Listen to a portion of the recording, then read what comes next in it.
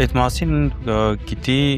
Նիկոլ Փաշինյանը չունեն պատասխանատվության զգացում, ամեն անգամ իր անձնական միջոցներից փորձել է ներդրում անի, որպեսզի հայ ժողովուրդը Հայաստանում կարողանա ավելի լավ ապրի։ Դուք պետքա լինեք պահանջող։ Շատ հետաքրքիր արդյունքներ կա հենց այդ սեգմենտի մեջ։ Մենք հողի վրա գիտենք այդ գործը ոնց են անում, կերել են ամեն ինչ։ Հայաստանի Հանրապետության զինանշանը մեր համար սրբություն է։ Մենք գնալու ենք միջև վերջ։ Սամվել Կարապետյանը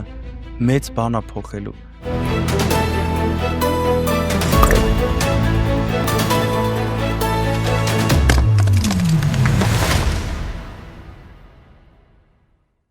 Բարև ձեզ, դուք դիտում եք հարցեր կան հաղորդումը, այսօր հարցեր կան ուժեղ Հայաստան կուսակցության անդամ Ալիկ Ալեքսանյանին։ Բարև ձեզ։ Բարև ձեզ։ Շնորհակալ եմ, որ այստեղ եք։ Ես շնորհակալ եմ հրավերի համար։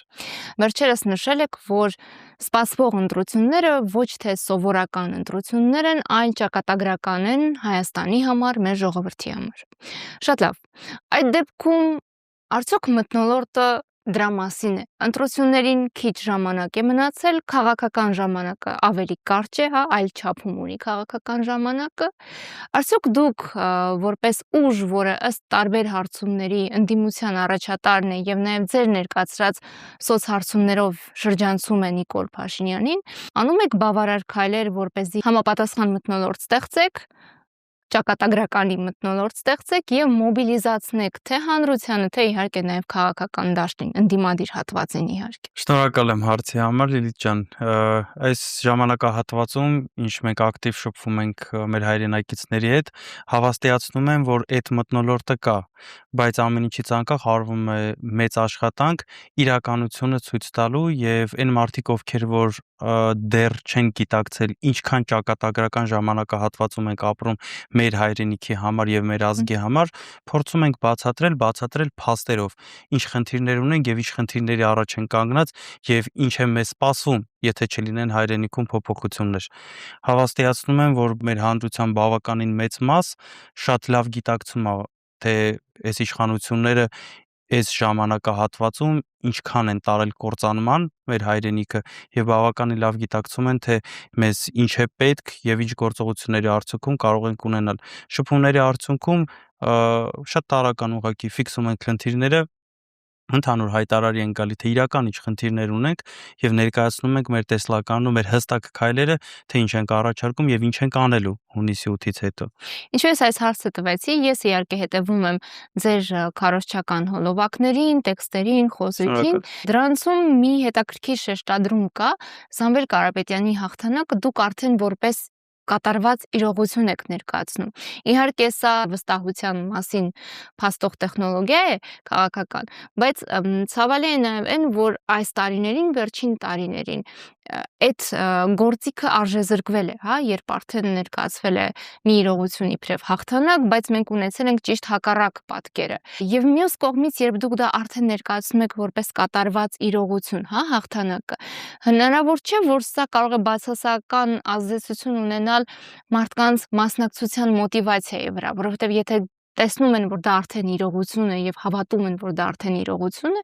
կարող են ենթագիտակցորեն կամ նաեւ գիտակցաբար նվազեցնել իրենց մասնակցության կարեւորությունը։ Հաջորդ վարչապետ Սամվել Կարապետյանի վստահությունը ունենք բոլորս։ Դա միայն մեր քաղաքական թիմի եւ մեր աջակիցների մոտ չէ միայն։ Այդ մասին գիտի Նիկոլ Փաշինյանը, այդ մասին գիտի իր թիմը, այդ մասին արդեն գիտեն բոլորը եւ ինչի գիտեն բոլորը, որովհետեւ հանրությունն է դա ուզում։ Ուզում են նոր առաջնորդ, նոր ուժեղ ղեկավար են ուզում եւ այդ վարչապետ Սամվել Կարապետյանն է։ Այս ամիսների ընթացքում հայրենակիցների հետ բավականին սերտ ու բավականին մեծ շփումներ ունենք, ամբողջ մարզերով պատտվում ենք, քննարկում ենք եւ այդ աջակցությունը ստանում ենք։ Գիտեք մարդիկ ոնց են ընդունում մեզ հույս ու հավատով։ Այդ հույս ու հավատը նախ տալիս է այդ վստահությունը, երկրորդը այդ հույս հավատը տալիս է մի մեծ պատասխանատվություն։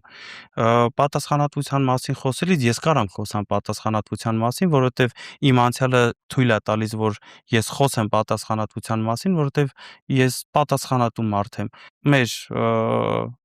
ժամանակավոր այսպես անվանենք իշխանություններ իրավունք չունեն պատասխանատվության մասին խոսելուց, իրավունք չունեն առհասարակ այդ բառը օգտագործելուց, որովհետև ամենակիչը իրենց կյանքի 8 տարիները, իշխանական 8 տարիները ապացուցում են նրա մասին, որ իրանք չունեն պատասխանատվության զգացում, մնացած զգացումների մասին անգամ չեմ էլ խոսում։ Կարևորը ուտելու զգացում։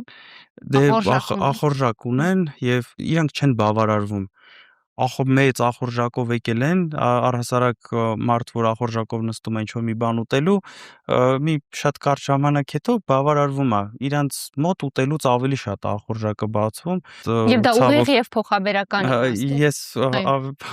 հատկապես երկրորդ իմաստով։ Փոխաբերական իմաստով։ Հաջորդ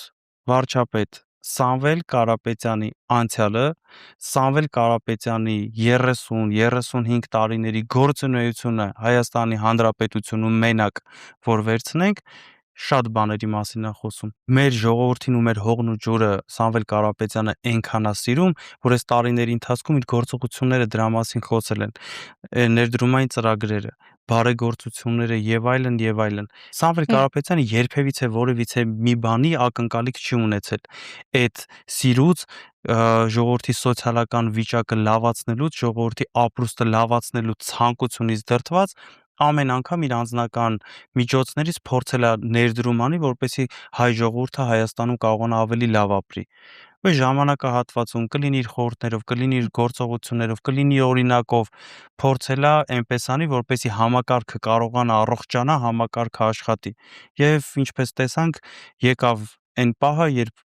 չի աշխատում, չեն կարողանում աշխատացնել այդ համակարգը հանուն Հայաստանի Հանրապետության ու հանուն հայ ժողովրդի լավ ապրելու։ Չեն կարողանում։ Համակարգը աշխատում է, բայց ոչ հանուն Հայաստանի Հանրապետության։ Դուք Սամվել Կարապետյանի դերակատարության մասին շեշտեցիք։ Գիտեք, այս ամբողջ ընթացքում շատ շատերը Հայաստանում խուսափում էին քաղաքականությամբ զբաղվել, որովհետև քաղաքական դերակատարները կամ հեղինակություն չունեին, կամ վարկանիշ չունեին։ Շատերը խուսափում էին հենց այդ պատճառաբանությամբ, որ քաղաքականությունը բարոյազուրկ միջավայր է, մենք այստեղ անելիք չունենք։ Դուք շեշտում եք, որ ձեզ հաջողվում է պրոֆեսիոնալների ներգրավել ձեր թիմում։ Արդյոք Սամվել Կարապետյանի անունը, որը այո, ունի դրական համբավ եւ հեղինակություն, դարձավ այդ մագնիսը, որը հնարավորինս շատ ապաքաղաքական մարդկանց կարողացավ բերել դեպի քաղաքականություն։ Եկեք փաստենք, որ Սամվել Կարապետյանը շատ պրոֆեսիոնալ եւ մեծ թիմ ունի։ Շատ պրոֆեսիոնալ։ Ես տարիների ընթացքում իր ձևավորած պրոֆեսիոնալ թիմն է, շատ ուժեղ հիմքերով։ Դրա մասին փաստում է այն, որ Սամվել Կարապետյանը գտնվում է 9 գրեթե 9 ամիս ապօրինի կալանքի տակ, բիզնեսը աճում է։ Եվ իր բիզնեսը աճում է։ Այդ դրա մասին է խոսում, որ Սամվել Կարապետյանը ունի արդեն իսկ պրոֆեսիոնալ թիմ եւ ինքը գիտի այդ ոնց է աշխատում, ինքը գիտի ոնց ստեղծել պրոֆեսիոնալ թիմ։ Հիմա անդրադառնանք քաղաքական թիմին։ Սկսենք ինձանից, ես երբևիցե մտքովս չի անցել, որ կգա մի օր, երբ ես կզբաղվեմ քաղաքականությամբ։ Մեր առաջի հարցերից էր Հայաստանի Հանրապետության եւ մեր ազգի ճակատագրական ժամանակների մասին է խոսքը։ Այդ փաստից ելնելով շատ մարդիկ, շատ պրոֆեսիոնալներ պատրաստ են մտնել այս դաշտ, ունենալ իրանց պրոֆեսիոնալ ներդրումը, իրական մարդիկ, իրական պրոֆեսիոնալներ, իրական աշխատանք։ Մարդիկ պատրաստ են իրենց ծառայությունը մատուցել, պատրաստ են առավոտից գիշեր 24/7 ռեժիմով աշխատել հանուն Հայաստանի Հանրապետության բարօրության։ Ու այդ ձեր պատկերացրած, ձեր իմացած անգամ իմ օրինակով ապաքաղաքական մարդիկ, մենք մտել ենք այս դաշտ, բայց մենք մտել ենք աշխատելու, մենք մտել ենք գործ անենք։ Ես մեր հայրենակիցների շփումների ժամանակ էլ ասում եմ, դուք պետքա լինեք պահանջող։ Եվ այն մարդիկ, ովքեր որ կզբաղեցնեն, ովքեր որ զբաղեցնում են եւ կզբաղեցնեն առհասարակ որևիցե պաշտոն, պետական ծառայողի պաշտոն, այդ բառը հենց ինքն իրենից ասում է դու ժողովրդի ծառայողն ես ու դու պետք է գիտակցես այդ բառի իրական իմաստը եւ առավոտ գիշեր 24 ժամ, շաբաթը 7 օր պետք է ծառայես այս ժողովրդին, որպես իր ապրուստը կարողանաս լավացնես։ Չես կարողանում, անցիկ մնացած քո գործերին։ Պետք է այդ պաշտոնները զբաղեցնեն այնպիսի մարդիկ, ովքեր պատրաստ են այդ աշխատանքն անելու։ Հետաքրքիր է, ձեր քաղաքական ուժի հետ կապում էին հնարավորությունը մոտիվացնելու հանրության այն շերտին, որը անտարբեր է, ապա քաղաքական է իր սկզբունքներով, հայացքներով, ընկալումներով, եւ նաեւ սոցհարցումներն էլ դրա մասին են, որ իրենք վստահություն չունեն այդ ավանդական քաղաքական ուժերի հանդեպ, այլընտրանք են ուզում, սոցհարցումները այն սոցհարցումները, որոնք դուք եք պատվիրում եւ հնարավոր է որ չեք էլ հրապարակում, ինչի մասին են, որ ձեզ հաջողվել է այդ սեգմենտի մեջ փոփոխություն առաջացնել, շարժ առաջացնել։ Շատ հետաքրքիր արդյունքներ կա հենց այդ սեգմենտի մեջ, ովքեր որ անտարբերներ, ասենք, ապա քաղաքական մարդիկ կամ առհասարակ ովքեր որ հոգնել են բոլորից, հոգնել են ամեն ինչից, այդ մարդկանց մի մեծ զանգված բավականին ակտիվացած է հիմա, բավականին,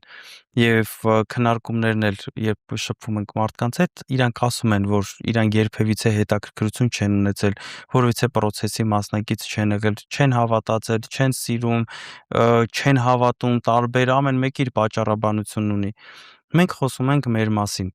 մենք ներկայացնում ենք մեր ճանապարհը, մենք ներկայացնում ենք մեր անցածը, մեր անցյալն ենք ներկայացնում եւ հստակ մարդկանց ասում ենք մեր անունը մեր համար շատ թանկ է։ Եվ գիշեք, որ Սամվել Կարապետյանը մի հայտարարություն արեց, որ ասեց, այս հարցը մեր տատիկ պապիկների, եթե չեմ սխալվում, առողջության դեղերի լավ ապրելու խնդիր կար, հայտարարություն արեց Սամվել Կարապետյանը, ասեց դա իմ պատվի հարցն է։ Մարդիկ գիտեն ով ինչ է խոսում եւ մարդիկ գիտեն ով իր խոսքի արժեքը ոնց գիտի։ Եվ ինչի մասին խոսել ենք, ներկայացրել ենք այս ամիսների ընթացքում մեր տեսլականը, տնտեսական տեսլականը, ինչ տնտեսական ճանապարհով ենք գնալու եւ դա ինչ է տալու հանրությանը։ Ուժեղ տնտեսությունը ուժեղացնելու է ամենքին եւ բոլորին։ Ուժեղ տնտեսության արդյունքում մենք ունենանք ուժեղ դիվանագիտություն, ուժեղ տնտեսության արդյունքում մենք ունենանք ուժեղ անվտանգություն, կլինի ամեն ինչ ուժեղ։ Ինչի մասին խոսում ենք, մենք այդ արդեն արել ենք։ Խոսում ենք աշխատատեղերի մասին եւ այլն, մենք այդ ամեն ինչ արել ենք, մենք հողի վրա գիտենք այդ գործը ոնց են անում։ Եվ այդտեղից եւս հավելյալ վստահություն է մարդկանց մոտ ձևավորվում, որ մարդիկ հասկանում են, մենք ուղղակի չենք խոսում, մենք խոսում ենք նրա մասին, ինչը մենք արդեն արել ենք, մենք ձևը գիտենք այդ ոնց անենք։ Հետաքրքիր է, վստահության կարևորության մասին եք խոսում, վերջերս շատ պատահաբար մի քաղաքացու հետ էի զրուցում, որ քննարկում էր իդեպ ձեր 0% հարկ ծրագիրը, ասում է, որ գան իշխանության, ժամանակ հետո փոխելու են։ Այսինքն այս տարիներին այնքան է մսխվել հանրային վստահությունը, որ մարդիկ անգամ հանրահաճո, հանրային բարիքին ուղված ծրագրի մեջ տեսնում են անհնարինություն, տեսնում են, այո, մարդկանց մեջ ռեալ, կներեք, որ ընդհատեցի, բայց մարդիկ էլ չեն հավատում։ Մարդիկ էլ չեն, այդ հավատը մեռել է մարդկանց մեջ, չեն կարողանում հավատալ, որովհետև այս տարիների ընթացքում այնքան են խաբվել, ոնց վերցնենք այս վերջի 8 տարվա մեջ, ուղղակի պրոստ նայենք sense հետ դեպի անցյալ, հասկանանք ինչքան են խաբվել այս մարդիկ, չեն հավատում։ Մեր քննարկումների մի մասն էլ հենց այդ հավատի մասին է, որ հավատան մարդիկ, հավատան, որ այս երկրում հաջորդ վարչապետ Սամվել Կարապետյանը մեծ բան է փոխելու, ռեալ ունենալու ենք ուժեղ երկիր, ունենալու ենք ուժեղ Հայաստան։ Քննարկումների արդյունքում գալիս ենք դրան, մարդիկ հավատում են, բայց առաջի հենց պունկտով այդ հավատի վերադարձն է։ Ես հավաստիացնում եմ, որ մենք մեր աշխատանքով մենք կտանենք դրան, մարդկանց հավատը նորից կվերականգնի, որ մարդիկ կարող են հավատալ լավ բանի։ Սովոր չեն մարդիկ, որ լավ բանի կարելի է հավատալ։ Ինչ վերաբերվում է 0%-ին, բավականին տարբեր ֆորմատներով, տարբեր ձևաչափերով բացատրել ենք ամբողջ մեր տնտեսական 5 քայլերը, ներկայացրել ենք հավուր պատշաճի եւ հնարավորինս մատչելի, որպեսզի հասկանան մարդիկ այդ տնտեսական 5 ծրագրերը, դուք էլ հասկանում եք, տնտեսական 5 ծրագրերը իրենց մեջ ներառում են հազարավոր ծրագրեր։ Ուղղակի էս են մեղ 5 ծրագրերն է, որ հանրությունը հստակ կարա հասկանա իր կյանքում ինչա փոխվելու։ Եվ հետաքրքրված են բոլորը։ Փոքր բիզնեսի 0% հարկը մեծ հնարավորություններ է տալու։ 2025 թվականին 3000 փոքր բիզնես է փակվել։ 5-ից սարքեցին 10% եւ շատ բիզնեսներ հնարավորություն չունեն, չեն կարողանում անել։ 0% հարկը հնարավորություն կտա անգամ այդ 3000-ին վերաբացվելու, հնարավորություն կտա մարդկանց նոր բիզնեսների մեջ մտնելու, այն ովքեր որ կան փոքր կրպակները,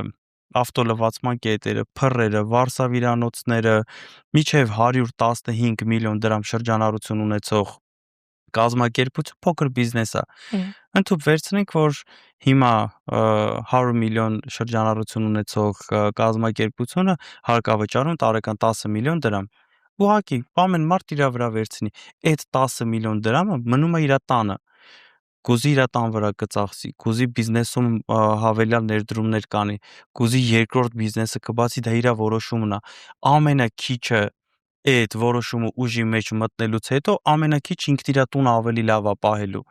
Կուզենա կզարգացնի, կդառնա մեծ, միջին մեծ բիզնես, այդ իր որոշումն է, բայց ամենակիչ որի կարողանա իր տունը ավելի լավ պահել, այդ հո փաստ է։ Ուզեք թե չուզեք նկատում եք էկոնոմիկայի նախարարը Գևորգ Պապոյանը պարբերաբար տարբեր միջավայրերից տեսանյութեր է հրապարակում, մեկ ադրբեջանական ցորենի, մեկ խելացի անասնագոմի, մեկ ոչխարի հետ կապված տեսանյութ հրապարակեց։ Ես վստահ եմ, որ եթե իրենք ունենային իրական տնտեսական ձեռքբերումներ, PR գործիքներ հաստատ կգտնեին, իրենց մոտ շատ լավ է ստացվում, ներկայացնել նաև չեղածը։ Հետևաբար, եթե իրենք սահմանափակվում են այդ կադրերով եւ այդ ամենով, դա այն ամբողջ հարստությունն է ճակերտների մեջ, որ իրենք որպես իշխանություն կարողացել են Հայաստանի տնտեսության մեջ ստեղծել։ Բայց ամենացավալին է, որ այդ ներդրումների բացակայությունը, մեծ ներդրումների, միջազգային ներդրումների, ներդրումային միջավայրը փչացնելը, հեղինակությունը, վարկանիշը Հայաստանի փչացնելը վատ է ազդել ոչ միայն ներկայի վրա, այլ հետևանքներ ունենալու է ապագայի։ Դուք օրինակ անձնապես, որ մասնագիտությամբ տնտեսագետ եք եւ նաեւ նշում եք, որ փորձառություն ունեք ճգնաժամային իրավիճակներում նախագծեր կառավարելու, եւ արդյունք ցույց տալու։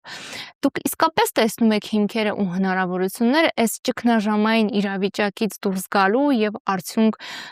ցույց տալու։ Խոսում ենք էկոնոմիկայի նախարարի մասին, չեմ ուզում ասեմ, ժպիտով եմ այդ երիտասարդի անունը լսելուց, բայց խոսում ենք այն մարդու մասին, ով չգիտեմ էլի, 5 անգամ 520 չի կարողանում հաշվիվ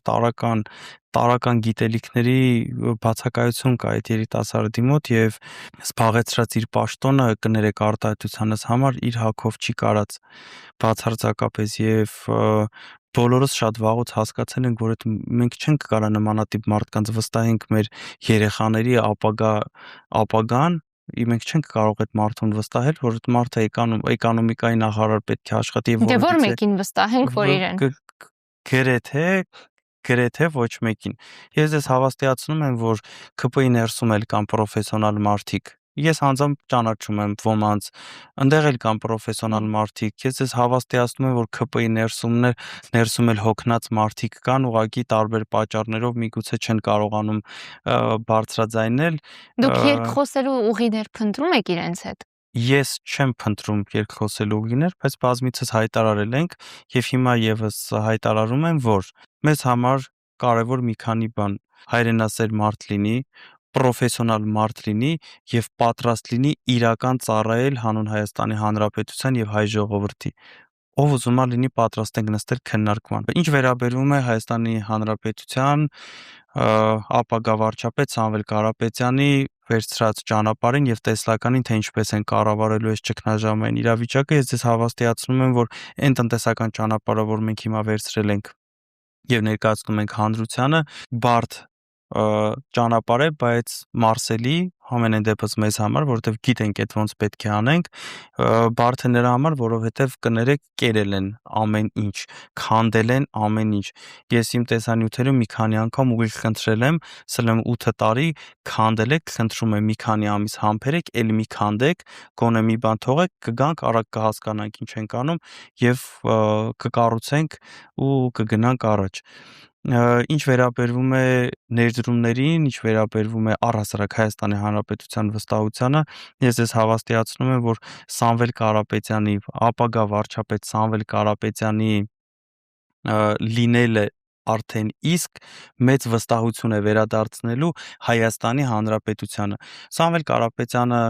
բոլոր երկրներում որոշում կայացնող մարդկանց հետ բավականին լավ հարաբերություններ ունի։ Բավականին լավ, եւ ես ձեզ վստահեցնում եմ, որ այդ բոլոր լավ հարաբերությունները Սամվել Կարապետյանը կծառայեցնի իշահ Հայաստանի Հանրապետության եւ իշահ հայ ժողովրդի։ Այն հարաբերությունները, որոնք որ փչացել են, այն հարաբերությունները, որտեղ որ ինչ որ, չգիտեմ, լավ չի, որտեղ նորմալ է, բոլոր հարաբերությունները կվերականգնվեն եւ բոլոր հարաբերությունները էլ ավելի կլավացնեն։ Դուք նշեցիք, որ խնդրանքով եք դիմում, իհարկե հասկանում եմ սարկազմը ձեր խոսքի, որ էլ չքանդեն, բայց մեծ հաշվով իշխանությունը բավական մարտական է տրամադրված։ Տեսնում ենք անձնական մակարդակում թիրախավորումները, ասենք Ռուբեն Ռուբինյանի թիրախավորումները եւ այլն եւ այլն։ Մենք ունենք իրավիճակ, որ եւ իշխանությունն է մարտական տրամադրված, որովհետեւ այս հարցը իրենց համար էգզիստենցիալ նշանակություն ունի, գոյաբանական նշանակություն ունի։ Եվ մյուս կողմից ունեն արտաքին աջակցություն։ Ես հիշեցնեմ արտաքին հետախուզական ծառայության հայտարարությունը, որով նշում էին, որ տեսնում են ռիսկ Հայաստանի ընտրությունների վրա արտաքին միջամտության։ Ընդ որում երկրի անունը չէին նշել, բայց հասկանալի է թե որ երկրին նկատի ունեն, այս իշխանությունը իր ամբողջ քարոզչությունը, խաղաքարտը դրա վրա է կառուցել, այդ երկրի վրա է կառուցել։ Եվ մյուս կողմից օրինակ Եվրոպական միության արտաքին քաղաքականության պատասխանատուն հայտարարում է, որ իրենք արագ արձագանքման խումբ են ուղարկելու եւ արտաքին միջամտության դեմ պայքարելու են։ Ուր մնաց Հայաստանի ինքնիշխանությունը։ Եվ ես ինչու եմ այս հարցը ձեզ ուղղում, այս իշխանության ամբողջ քարոզչությունը միտված է նրան, որ ցույց տան այս կողմի, այս երկրի ռիսկը պայմանավորված է ձեզնով։ Հյուսիսից եկող ռիսկը, վտանգը պայմանավորված է ձեր ուժով։ Եկեք մի բան ասեմ, եկեք փաստենք, լավ է, որ այդ աշխատախումբը կա ու մեկ-մեկ հիշում են կամ հիշեցնում են իրենց մասին, ցավոք հավանաբար չեն հիշում իրենց իրական աշխատանքը որտեղ պետք է կատարեն եւ իրենց աշխատանքի պրոֆեսիոնալ ուղին որտեղ է։ Առհասարակ ինչպես տեսնում են կառավարությունը առհասարակ չգիտի թե իր իրական աշխատանքը որտեղ է կատարվում, որտեղ պիտի լինի եւ ինչպես պետք է լինի։ Մտաբերեցիք ինչ որ փոքրիկ ճիճուների, անգամ չեմ էլ ուզում անդրադառնալ, մարդիկ ասում եք հանձնավորված ինչ որ բաներ են ասում, մարդիկ չկայացած մարդիկ են իրենց մարդ տեսակով եւ իրանց չկայացած լինելը եւ որպես մարդ եւ որպես պրոֆեսիոնալ իրանց չկայացած լինելը թույլ է տալիս որ ինչ որ ավելորդ արտահայտություններ անեն եւ իրենց պրոֆեսիոնալիզմի պակասի արդյունքում չեն կարողանում պրոֆեսիոնալ լեզվով հետդ խոսել։ Պրոֆեսիոնալիզմի իսպառ բացակայություն կա այդ թիմի գրեթե ամբողջ համենայն դեպս top 30-ում կլինի, 50-ում կլինի նախարարների մակարդակով պրոֆեսիոնալիզմի բացակայություն ունենք, իսկ հայրենասիրության մասին կլռեմ, որտեվ միգուցե ունեն հայրենասիրություն։ Եթե դուք այն տեսանկյունից կնայեք այն հարցին, որ իրենք ունեն հայրենասիրություն, ես ձեզ հարց կտամ եւ որն է իրենց իրական հայրենիքը։ Եթե որևիցե տեղ կապացուցվի, որ իրենք հայրենասեր են, այդտեղ երկրորդ հարցը միանգամից առաջանում է, այդ դեպքում որն է իրենց հայրենիքը։ Եթե իրենք հայրենասեր են, ուրեմն իրանք իրենց հայրենիքը Հայաստանը չի, այդ հաստատ։ Մենք ունենալու ենք ուժեղ Հայաստան, ուժեղ վարչապետ Սամվել Կարապետյանի հետ։ Կլինի եվրոպական պետություններ, կլինի Ամերիկա, կլինի Հնդկաստան, Արաբական Միացյալ Էմիրություններ, Ռուսաստան, բոլորի հետ ունենալու ենք լավ աշխատանքային հարաբերություններ։ Բոլորի հետ պետք է ունենալ նորմալ հարաբերություններ, իսկ այդ նորմալ լավ հարաբերությունները պետք է կարողանալ կառուցել, պետք է կարողանալ ուժեղի պոզիցիաներից շփվել մարդկանց հետ, ոչ թե թույլի։ Մեր այսօրվա թույլ իշխանությունները չեն կարողանում, այսօրվա թույլ իշխանությունները ուղիղ սպասարկում են թշնամու օրակարգը, այսպես կարելի ասել։ Փաստերով իրենց օրվա գրաֆիկը դրա մասին է խոսում։ Մենք չունենք հայրենիք կորցնելու, մենք ուզում ենք ունենանք հայրենիք, Հայաստանի Հանրապետություն, մենք սիրում ենք մեր Հայաստանի Հանրապետությունը, Հայաստանի Հանրապետության դրոշը, Հայաստանի Հանրապետության զինանշանը մեր համար սրբություն է։ Եվ վերջ։ Դուք նաև նշում եք, որ բոլոր սցենարներին պատրաստ եք։ Ես այս ընթացքում շատ եմ լսել կարծիքներ, որ ձեր ուժի խնդիրը ոչ միայն ձայները պաշտպանել ընտրատեղամասերում, այլ նաև հնարավոր հաղթանակը պաշտպանել փողոցում։ Փողոցային պայքարի դուք պատրաստ եք։ Պատրաստ ենք ամեն ինչի, որ ունենանք ուժեղ Հայաստան։ Պատրաստ ենք, բոլոր հնարավոր եւ անհնարին սցենարները հաշվարկված են, մենք գնալու ենք միջև վերջ։ Այդ վերջը ուժեղ Հայաստանն է եւ շատ շուտով ունենալու ենք ուժեղ Հայաստան։ 2 ամիս բան է մնացել։ Իսկ քաղաքական կոնսոլիդացիան երբ ակնկալում էին ձեզնից տանիք դառնալ որքան հնարավոր է շատ ուժերի համար, քաղաքական ուժերի համար։ Սպասել նոր կոնսոլիդացիաների, որովհետև տպավորություն է, որ երկու թիմով եք կռիվ տալու հնարավոր սցենարները կանխելու համար, հա, եթե թույլ չտան կուսակցությունը գրանցել, ունենալու եք այլ ճակատ։ Մենք ունենք քննարկումներ ապախորհրդարանական ընդդիմադիր ուժերի հետ։ Բավականին երկար ժամանակ տարբեր ֆորմատներով, տարբեր ձևաչափերով հանդիպումներ են լինում եւ քննարկումներ ունենք։ Այս պահին որևիցե ուժի հետ որևիցե որոշման չենք եկել։ Ինչպես դուք էլ նշեցիք, որ հետևում եք մեր շարժին, մենք մաքսիմում բաց ենք շփվում մեր մահանդրության հետ։ Մեր քայլերի եւ մեր տեսլականի եւ մեր հետագա քայլերի մասին նախապես եւ մաքսիմում པարզ մեր հայրենակիցներին ասում ենք, «Էս ենք մենք, անելու ենք այս ճանապարհով»։ Եվ այդ հաշվի առնելով, թող մեր հայրենակիցները դուք էլ վստահ եղեք, երբ ունենանք որևիցե որոշում, որևիցե քաղաքական ապախորհրդարանական ընդդիմադիր ուժի հետ որևիցե ընդհանուր որոշման գանք, այդ պահին հաստատ բոլորը տեղյակ կլինեն։ Այս պահին ընդհանրապես քննարկումներ են գնում։ Շնորհակալություն։ Ես եմ շնորհակալ։